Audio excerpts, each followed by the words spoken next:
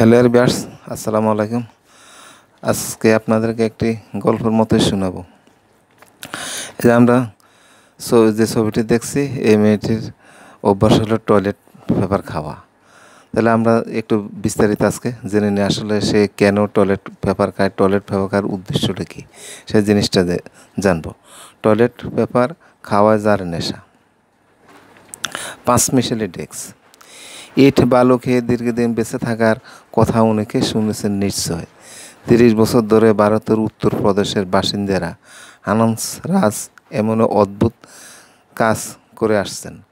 আবার একেবারে পানি না খেয়েও দীর্ঘদিন পর্যন্ত সুস্থভাবে বেঁচেছিলেন ভারতের গিরিবালা।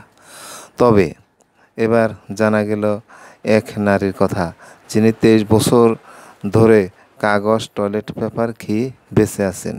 শিকাগো শহরের বাসিন্দা কেশা দীর্ঘ 23 বছর কাজ ধরে কাগজ খেয়ে চলছে। তাইলে ভারতের ঘটনাটি এবং শিকাগো শহরে টয়লেট পেপারে বেশি পছন্দ।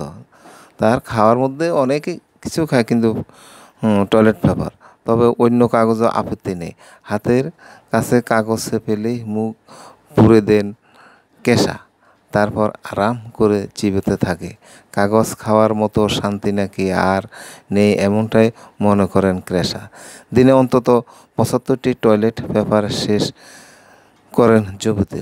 অন্য খাবারে যে রুচি নেই তা নয়, পুষ্টিকর সবই খান।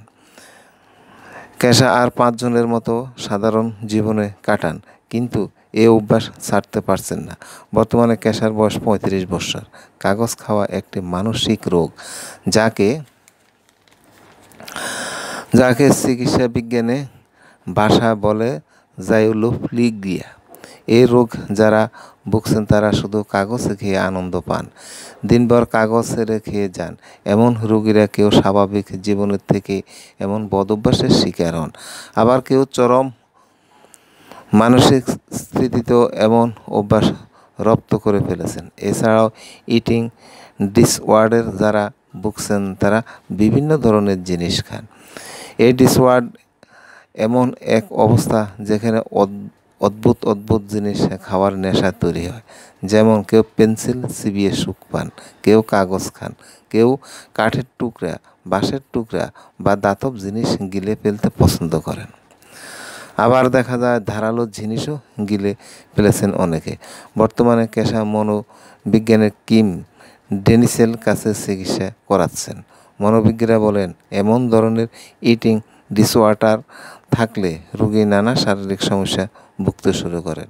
ক্ষুধা কমে যাওয়া, বদহজম, পেটের সমস্যা, লিভারের সমস্যা, ইরিটেবল বাউল সিনড্রোম, মলের সঙ্গে রক্তপাত, প্রস্রাব বন্ধ হয়ে যাওয়া, তাছাড়া প্রচণ্ড ক্লান্তি, অবসাদ, মুড সুইংয়ের মতো মানসিক সমস্যা তো আছে। দীর্ঘদিন কাউন্সেলিং করলে রোগীর অবস্থা উন্নত হয়। থেপারে চলার সময় সারাক্ষণ পর্যবেক্ষণও রাখতে হয় রোগীকে। সেরে যাওয়ার পরও আবার বদভ্যাসে ফিরে আসে কি না সেদিকেও নজর রাখতে হবে চিকিৎসক। আল্লাহ হাফেজ। অবশ্যই আপনারা শেয়ার কমেন্ট করবেন। আশা করি গল্পটি আপনাদের কাছে ভালো লাগবে। ধন্যবাদ সবাইকে।